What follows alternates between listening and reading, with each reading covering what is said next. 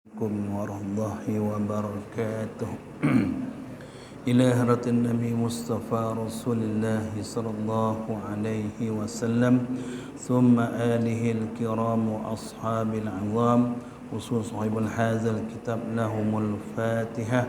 A'udzu billahi minasy syaithanir rajim. Bismillahirrahmanirrahim. Alhamdulillahi rabbil alamin. Ar-Rahmanir Rahim. Maliki yaumiddin. Iyyaka na'budu wa iyyaka nasta'in. Ihdinas siratal mustaqim.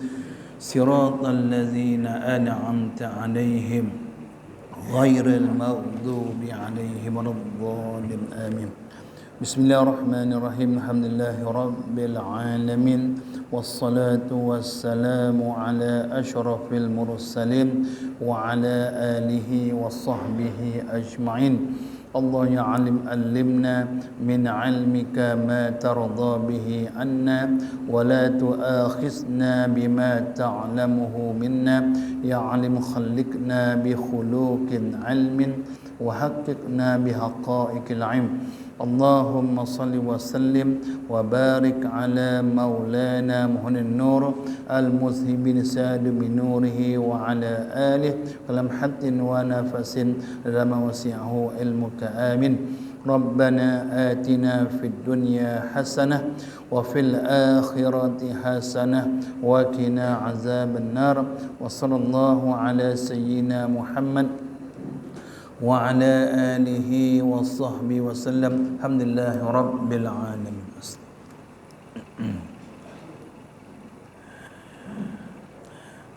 Bismillahirrahmanirrahim. Menyambung oleh kitab Asas Akidah Takmir ke-9 pada muka surat iaitu 38 38. Bismillahirrahmanirrahim. Kita masih lagi dalam membicarakan berkaitan dengan rukun iman yang pertama, iaitu beriman kepada Allah Subhanahu wa taala. Jadi kita mulakan dengan kita diberi pengenalan tentang taklid. Taklid ni kalau kita tengok muka surat 37 tu, terbahagi kepada dua. Yang pertama taklid ijmali, kedua taklid tafsili. Ijmali iaitu kita berpegang dengan i'tiqad bahawa Allah itu bersifat dengan sifat kesempurnaan yang layak dengan Allah Subhanahu wa taala. Kedua iaitu taklid tafsili, iaitu seorang itu beriktikad bahawa berpegang dengan iktikad yang putus dan pasti, tak syak, zon dan waham. Baik. Taklid ini terbahagi kepada dua bahagian. Yang pertama taklid jazim atau jazam. Maksudnya jazam iaitu taklid jazim iaitu kepercayaan seorang itu terlekat betul di mata hatinya dengan teguh dan kuat serta tidak akan berubah walaupun orang yang diikutnya itu berubah etikadnya sekalipun. Itu taklid jazim atau maknanya benar-benar etikad dia. Jazam tu maksudnya bulat. Memang betul-betul lah sabit, tetaplah dalam hati dia tersebut. Maksudnya akan taklid tersebut bahawa Allah itu, itulah Allah yang satu, Tuhan yang satu, dan etikad dia tersebut, etikad itu pegangan dia tersebut tidak akan berubah walaupun orang yang dia ikut tersebut berubah hati. Dia tetap dengan perkara tersebut. Itu maksudnya taklid jazim. Dia ikut orang tu, katakan guru dia dah berubah.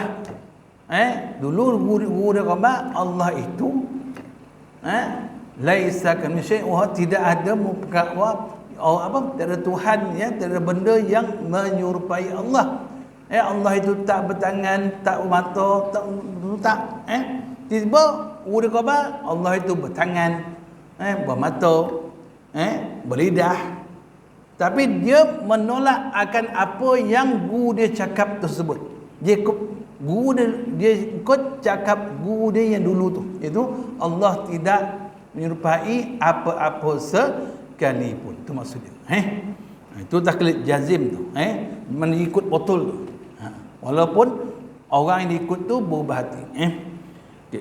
Maka taklid yang seperti ini sah imannya di sisi Ahlus Sunnah wal Jamaah kerana mempunyai jazam, yakni keyakinan yang padu.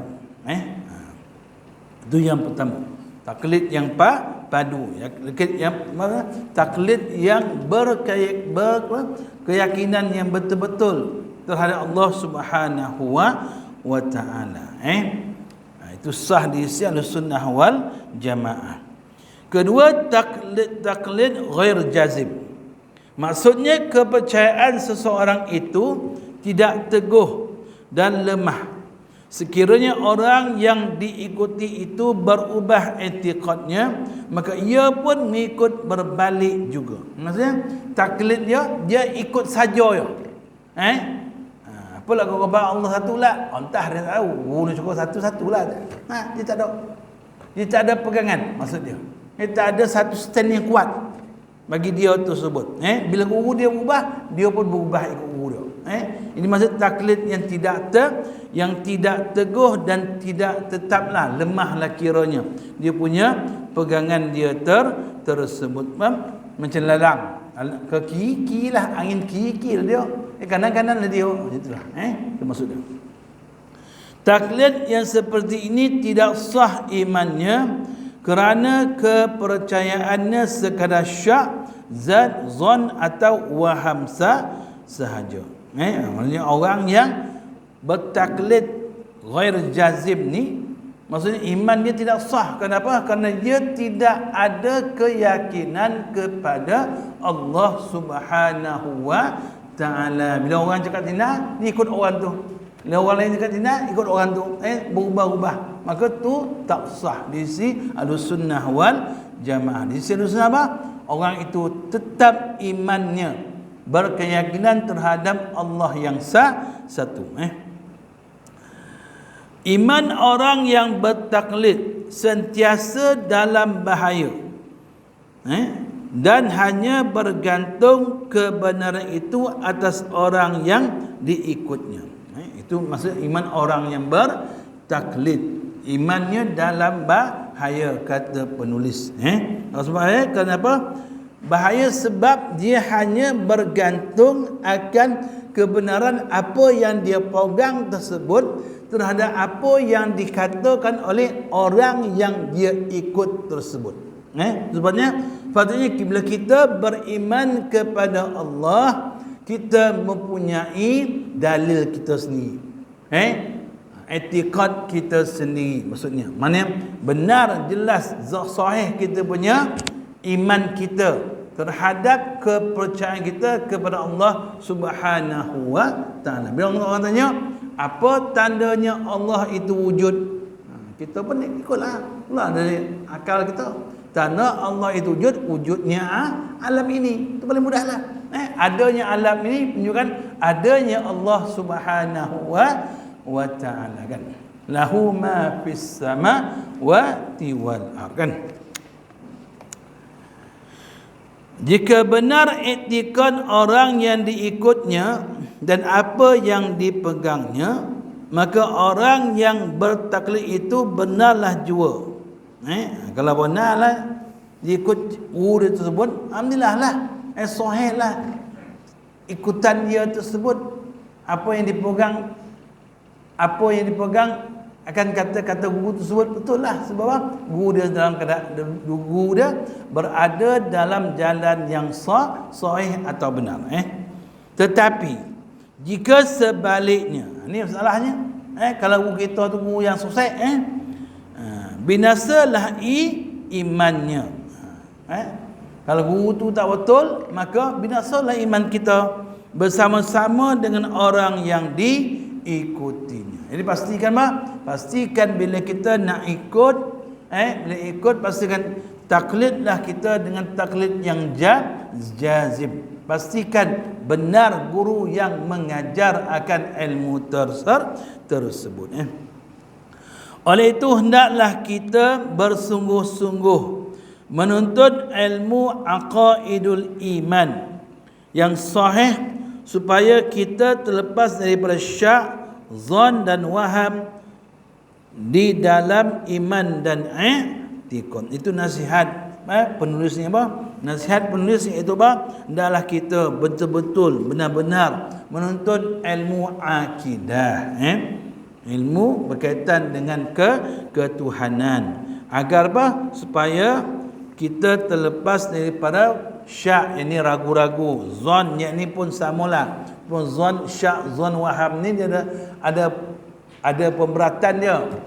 Kalau syak ni 50 kan, sebab itu. Kalau zon ni 75 100. Kalau waham ni 25 100. Tahulah, itu paling bawah tu, waham tu.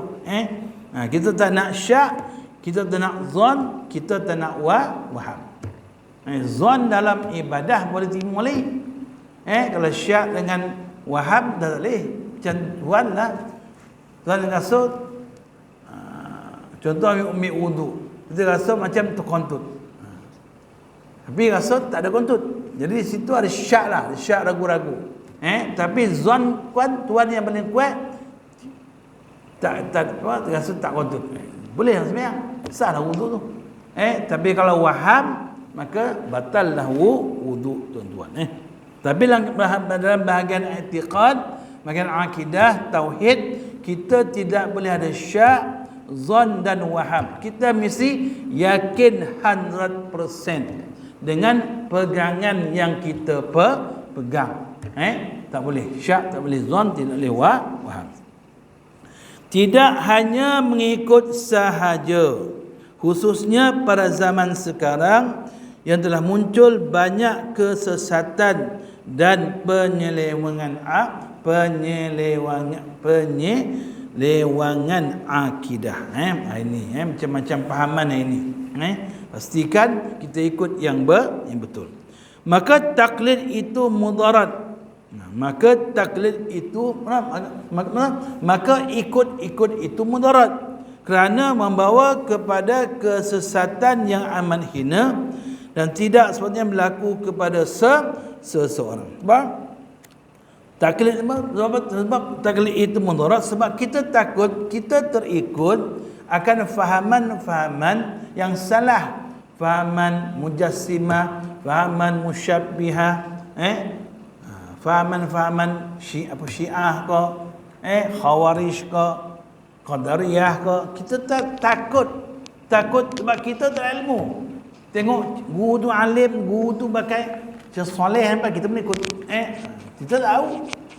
Sebab kita belajar. Mana pastikan bila kita beriktikad, pastikan iktikad kita iktikad yang jazim atau jazam. Itu taklid. Mana kita tidak, kalau boleh kita jangan dalam bahagian bab akidah tauhid ni tuan, pastikan kita punya akidah, kita punya kepercayaan, pegangan kita yang mantap terhadap Allah Subhanahu wa taala. Baik. Sifat-sifat Allah yang wajib diketahui secara tafsili. Tafsili maksudnya? Tafsili maksudnya iaitu terperinci. Tafsili maksudnya terperinci. Wajib kita ketahui dengan terperinci. Kita wajib beriman bahawa Allah Ta'ala wajib bersifat dengan semua sifat kesempurnaan kamalat. Itu kita ada nuksan, kekurangan tuan-tuan. Manusia ini sifat dia kekurangan, bukan kamalat. Kamalat hanya kepunyaan Allah Subhanahu wa taala. Kita banyak kekurangan. Dan sifat-sifat ini tiada terhingga banyaknya. Banyak sifat Allah, banyak. Cuma yang wajib kita ketahui 20 kan. Asma'ullah itu pun sifat-sifat Allah Subhanahu wa taala yang 99 tu, yang 20 ni pun, yang sifat 20 pun termasuk dalam Asma'ullah tu. Sifat-sifat nama-nama Allah tersebut. Sifat 20 yang wajib bagi Allah Ta'ala terbahagi kepada 4 bahagian. Pertama, sifat nafsiyah. Sifat nafsiyah dinamakan juga sifat subutiyah. Sifat diri Allah dan juga dinamakan juga sifat yang tetap bagi Allah Subhanahu wa Ta'ala. Sifat yang disandarkan kepada zat itu sendiri. Disandarkan kepada atas Allah, atas diri Allah itu sendiri. Zat sendiri, diri Allah itu sendiri, dan bukan kepada yang lain. Itu yang pertama. Satu yang wujud. Kedua, sifat salbiyah. Juga dinamakan dengan sifat adamiyah. Itu sifat yang menafikan kekurangan bagi zat sifat Allah Subhanahu wa Ta'ala. Contohnya sifat baqa. Baqa sifat salbiyah. Allah itu bersifat kekal. Allah itu bukan bersifat fana. Kita bukan kekal, kita fana. Makhluk bersifat fana, binasa. Kita binasa, mati. Allah tak mati. Faham? Allah tak mati. Allah hidup selama-lamanya. Ada sejak dulu akan datang. Allah tidak ada pendahuluan dan tidak ada kemudian. Kita ada pendahuluan, ada kemudian. Kita bermula dengan tiada. Allah memang ada. Itu maksudnya. Itu sifat salbiyah. Sifat yang berlawanan lah. Maknanya ada sifat lawan bagi Allah tersebut. Ketiga, sifat ma'ani. Ma'ani. Ma'ani. Ada huruf situ ain. Ma'ani. Dinamakan juga sifat wujudiyah. Iaitu sifat yang tetap ada pada zat Allah Subhanahu wa Ta'ala. Keempat, sifat ma'nawiyah. Ma'nawiyah. Dinamakan juga sifat haliyah. Iaitu sifat yang melazimi sifat ma'ani. Sifat yang lazim mesti ada pada sifat ma'ani. Cuba kalian lihat. Contohnya basir. Kan sifat Allah basar, melihat. Dalam sifat ma'nawiyah ada kaunuhu basiran.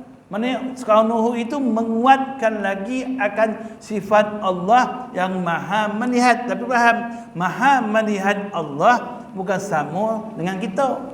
Yang kita khabar pula Allah melihat macam kita ada mata 2 biji. Tak. Salah tu. Kalau kita khabar Allah itu bersifat dengan 2 mata, 2 biji 2 mata kita, sama kita menyamakan Allah dengan makhluk Allah Subhanahu wa Ta'ala. Tapi kita tidak pula. Allah itu laisa kamitsli syai'. Allah itu tidak ada satu pun benda yang menyerupai Allah Subhanahu wa Ta'ala. Kita kena sucikan Allah daripada sifat-sifat kekurangan Allah Subhanahu wa Ta'ala. Baik, sifat malam itu menguatkan lagi sifat pada ma'ani Allah. Basar, apa lagi tu? Okay. Iman, sifat yang melazimi sifat ma'ani lagi tetap ada pada zat Allah Subhanahu wa Ta'ala. Itu empat pembahagian yang dibuat oleh dalam kitab Tauhid berkaitan dengan sifat 20 Allah Subhanahu wa Ta'ala. Dibagi ada 4. Pertama, sifat nafsiyah. 1 wujud. Kedua, sifat salbiyah. Ketiga, sifat ma'ani. Keempat, sifat ma'nawiyah. Ada soalan tuan sekali? InsyaAllah InsyaAllah. Saya hanya mampu menorang tuan. Hebat tauhid ni mempunyai sikit. Semoga Allah memberikan kefahaman kepada tuan-tuan dalam memahami apa yang saya apa yang saya ucapkan tersebut. Sebab saya nak bagi faham semua memang tak ada rah, tak perak. Sebab kita punya fikiran ni bermacam-macam. Ada yang rendah, ada yang pertengahan, ada yang tinggi. Ada yang cepat menangkap, ada yang kurang menangkap. Maka moga Allah beri kefahaman kepada kita untuk memahami akan sifat-sifat Allah Subhanahu wa taala. Baik, yang pertama, pembahagian yang pertama iaitu sifat nafsiyah. Sifat nafsiyah adalah sifat yang disandarkan kepada zat itu sendiri dan tiada menunjukkan kepada makna yang lain. Maknanya memang itulah sifat dia, tuan-tuan. Hanya merujuk kepada zat Allah, itu sifat wujud Allah Subhanahu wa taala. Satu ya. Sifat nafsiyah Allah satu, tuan. Ingat tu.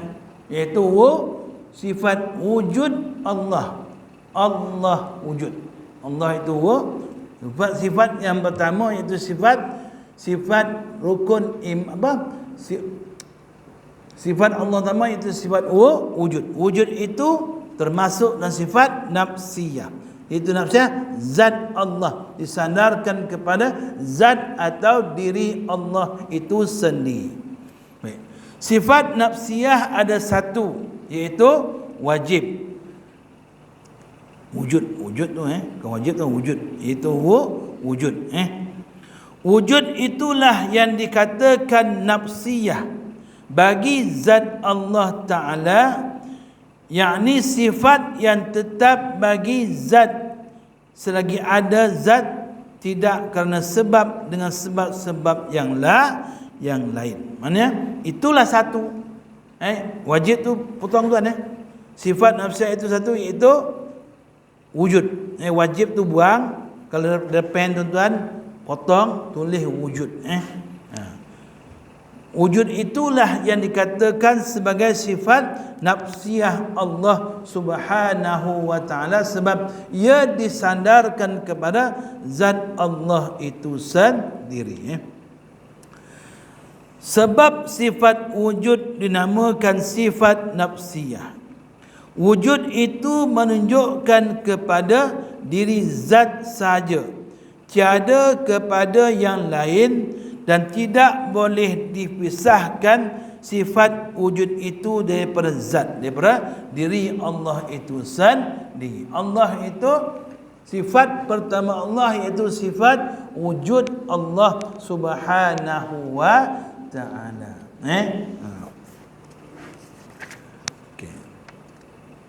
Hakikat sifat nafsiyah. Hakikatnya itu hal yang wajib bagi zat selagi ada zat, bukan dengan kerana yang lain. Ia ada berhati dan fikiran zihni, tapi tidak pada luar fikiran kharij. Ini nama juga sifat subutiyah. Itu sifat sifat nafsiyah juga disebut sebagai sifat subutiyah. Mana tetap. Subutiyah maksudnya yang tetap. Maksudnya tetap Allah itu wujud. Wujud. Itu sifat nafsiyah. Okay. Kita masuk sifat yang pertama. Sifat Allah yang pertama. Ni semua ada dalil dia, tuan. Dalil akli, nakli. Akal lah, nakli, Quran dan hadis. Okay. Pertama, sifat al-wujud. Al-wujud maknanya ada. Allah itu memang ada, wujud. Allah Subhanahu wa taala bersifat wujud, bermakna Allah Ta'ala ada dan tiada siapa yang menjadikannya. Kewujudannya tiada permulaan dan tiada kesudahan. Itu wujudnya Allah. Allah itu tiada permulaan dan juga tiada kesudahan. Macam kita ada permulaan, ada kesudahan. Permulaan kita dengan lahirnya kita di dunia ni, itu mulanya kita. Ataupun mula kita bila mana abah mak kita bersama keluar boneh itu kita, masuk dalam perut mak kita 9 bulan, keluar kita, sudah kita bila kita nyawa kita ditarik oleh Allah Subhanahu wa taala. Itu kita ya Allah tak, Allah permulaan pun tak ada, kesudahan pun tak ada. Itu wujud. Allah itu wujud sejak azali. Amin. Okey, itu Allah. Maksudnya wujud Allah Subhanahu wa taala. Okey. Soalan tuan, kat ni. Maha suci Allah Taala daripada sebarang had masa, sempadan, anggota dan alat. Nampak tak? Allah itu hanya tidak memerlukan kepada masa. Kita ada masa. Masa apa? Bila masa kita lahir, itu kita. Bila masa kita hidup, berapa lama kita hidup, itu masa. Bila kita mati, itu masa. Ada sempadan. Sampai mana kita hidup. Sampai 60 tahun, 70 tahun, 60 tahun. Itu sempadan kita hidup. Anggota. Ada kita berjisim. Kalau kita tak berjisim, roh tak dinamakan sebagai manusia. Bila roh yang ada, matilah kita.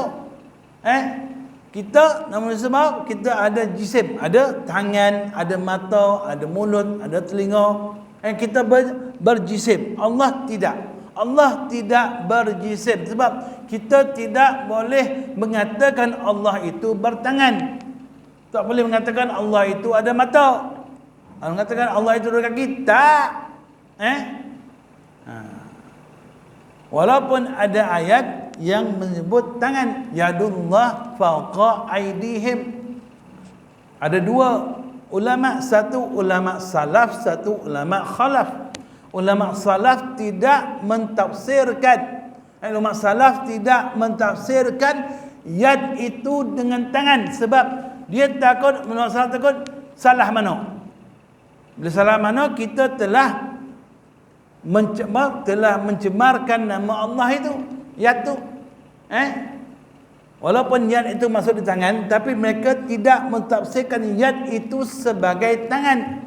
Tetapi ulama khalaf mentafsirkan yad itu dengan tangan. Termasuk tangan itu adalah kekuasaan Allah Subhanahu wa taala. Di samping tidak mencacatkan, tidak mencemarkan Allah Subhanahu wa taala, masih lagi mensucikan Allah dengan mentafsirkan yad itu dengan kekuasaan Allah Subhanahu wa taala. Tidak menyamakan Allah dengan, dinamakan yad itu dengan kita manusia. Tak boleh. Baik. Maha suci Allah daripada sebarang had masa, sempadan, anggota dan juga alat. Alat pun bukan. Dia tidak tertakluk dalam mana-mana arah yang 6. Maksudnya tidak bertempat. Maksudnya Allah itu tidak tertakluk kepada 6 arah. Atas, bawah, kiri, kanan, depan, belakang, maksudnya. Allah tu bukan di atas, bukan di bawah, bukan di kiri, bukan di kanan, bukan ke depan, bukan ke belakang. Kita ya. Kita barah kan. Allah tak. Allah tidak berarah. Allah tidak berarah. Allah bukan di atas, bukan di bawah, bukan kiri, bukan ke kanan, bukan depan, bukan belakang. Itu sebab bila ulama mentafsirkan mana Allah arsyullah apa? Arsyistawa tu, Allah itu bersemayam di langit Allah. Bukan maksudnya Allah itu berada di langit, tak. Maksudnya apa? Maksudnya iaitu kekuasaan Allah, kerajaan Allah itu meliputi semua tempat sekali. Itu maksudnya. Itu maksudnya. Maka kita kena sucikan Allah daripada setiap perkara-perkara yang boleh mengurangkan Allah Subhanahu wa taala. Kita kena benarkan kita punya i'tikad kita tersebut. Iaitu ia adalah hal keadaan yang wajib bagi zat selama mana ada zat itu tidak disebabkan oleh suatu sebab. Maksudnya keadaan wujud ada itu sedia ada pada zat Allah Subhanahu wa ta'ala. Allah itu memang sedia ada. Pegang tuan. Sifat pertama Allah itu wujud. Itu Allah itu memang sedia ada. Tidak ada permulaan dan tidak ada kesudahan. Bukan macam kita makhluk Allah Subhanahu wa ta'ala. Okey, penjelasan arah enam ini seperti atas, bawah, kanan, kiri, hadapan dan juga belakang. Baik. Itu sifat Allah, sifat wujud Allah Subhanahu wa ta'ala. Ingat, sifat wujud maksudnya ada. Wujud maksudnya ada. Adanya Allah ini kalau ikut dalil akal iaitu adanya Allah dengan adanya akan alam ini. Itu wujudnya Allah. Dalil nakli. Okay. Dalil nakli adalah dalil daripada Al-Quran dan juga hadis. Berkaitan sifat wujud Allah Subhanahu wa ta'ala. A'udzubillahi minasyaitonir rajim. Ya ayyuhallazina amanu aminu billahi wa rasulih wal kitabil ladzi nazala ala rasulih wal kitabil ladzi anzala min qabl wa man yakfur billahi wa malaikatihi wa kutubihi wa rusulihi wal yaumil akhir faqad dhalla dhalalan ba'ida. Maksudnya rasul-rasul mereka bertanya, patutkah berlakunya sebarang keraguan tentang wujudnya Allah yang menciptakan langit dan bumi? Ia menyeru, kamu beriman kerana hendak membersih dan melepaskan kamu dari dosa-dosa kamu, memberi tempoh kepada kamu sehingga ke suatu masa yang tertentu. Mereka menjawab, kamu lain hanyalah manusia seperti kami. Kamu bertujuan hendak menyekat kami daripada menyembah apa yang telah disembah oleh datuk nenek kami. Itu bawalah kepada kami satu bukti yang jelas dan juga nyata. Ini lain.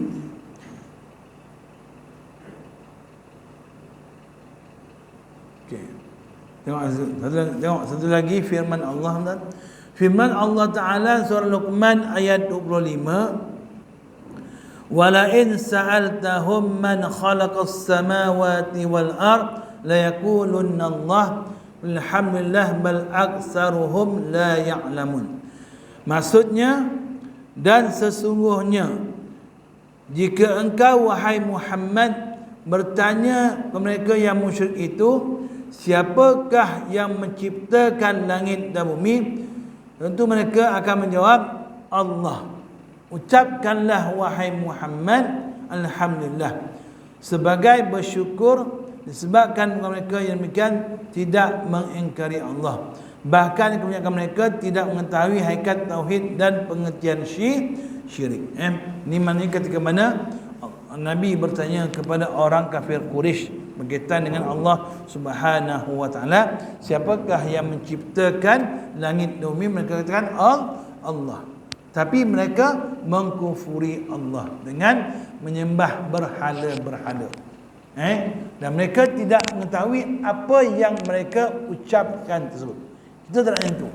Kita nak kita tahu disebut siapakah Tuhan kita? Allah. Maka kita tahu Allah itu wujud. Wujud dan tidak ada lain selain Allah Subhanahu wa ta'ala. Dalil akli, yakni dalil akal. Dalil akal wujud Allah Subhanahu wa ta'ala, alam ini. Dalil akal wujud Allah adalah buktinya alam ini.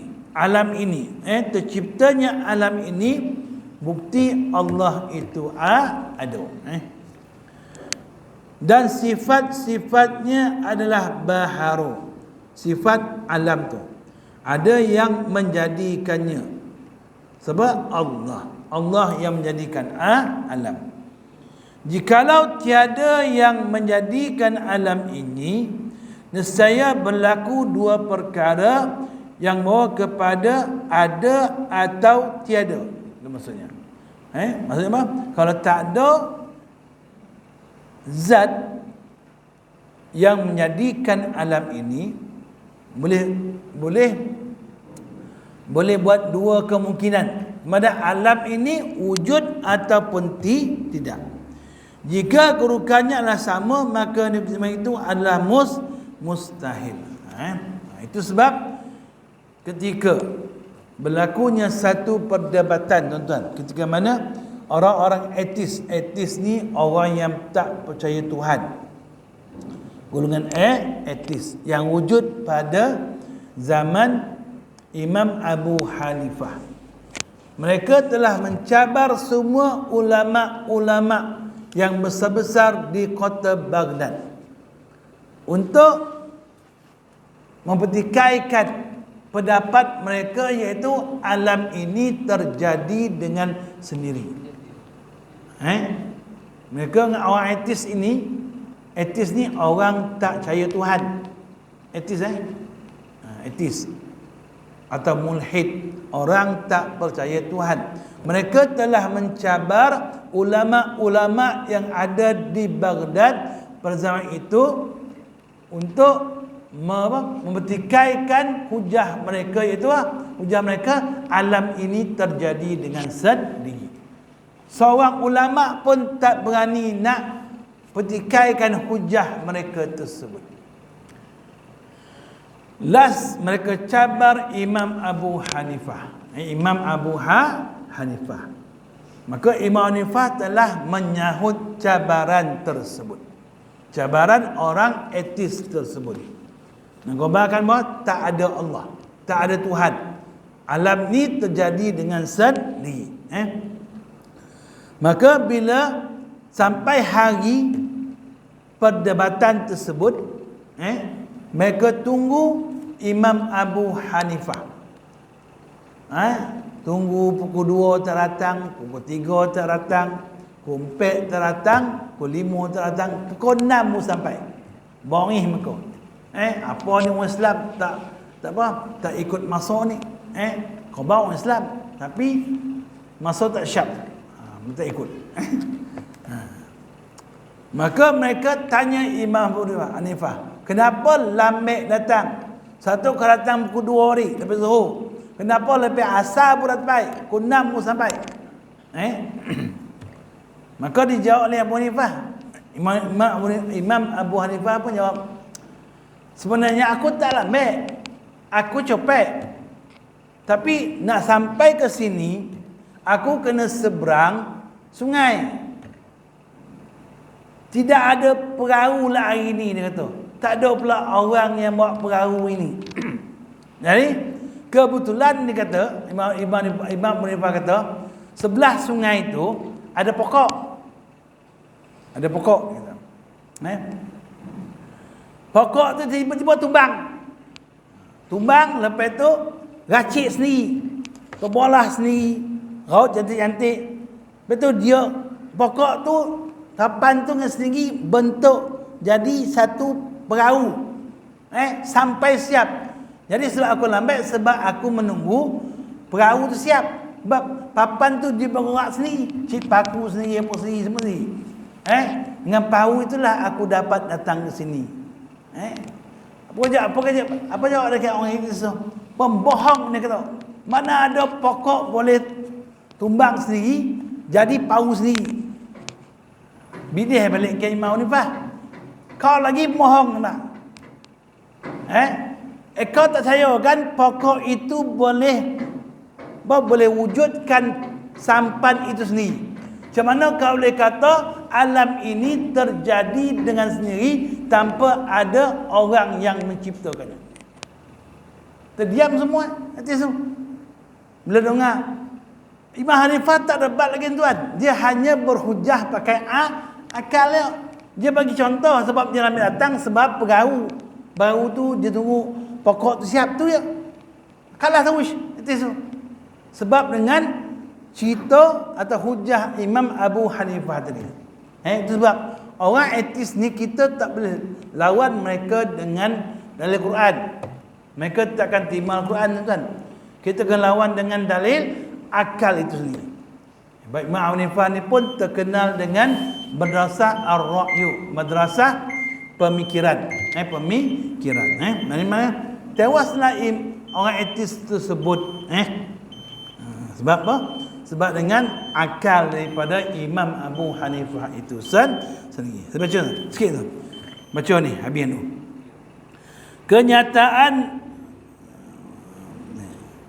Kenyataan baharu alam ini menjadi dalil wujud Allah Ta'ala kerana alam ini tidak boleh terjadi dengan sendirinya. Pada masa alam mewujud, adanya dan tiadanya itu sama pada timbangan akal. Itu boleh tetap ada dan boleh tetap tiada. Sebab ia baru diciptakan. Walaupun alam ini ketika mana Nabi dalam peristiwa Isra' dan Mi'raj, Nabi melihat alam ni dah bongkok 10 tuan, dah macam orang tua. Tapi ia juga dikira sebagai baharu sebab dia makhluk Allah Subhanahu wa taala. Apabila alam ini telah ada, hilanglah tiadanya. Tak kala itu kita ketahui adanya itu lebih berat daripada tiada. Demikian hanya adalah ada sesuatu yang lain yang mengadakannya, kerana mustahil sesuatu yang memenuhi ruang alam ada dengan sendirinya.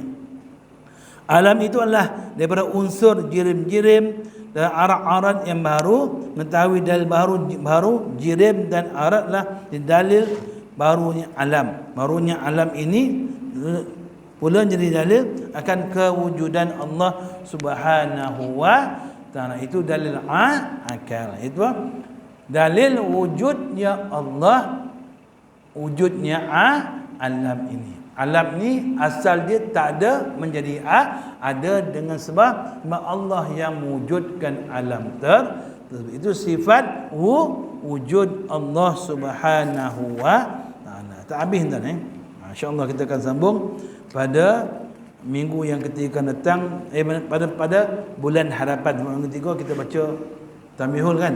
Pada bulan 2 nanti kita masuk pula nakli sifat wujud Allah Subhanahu wa taala.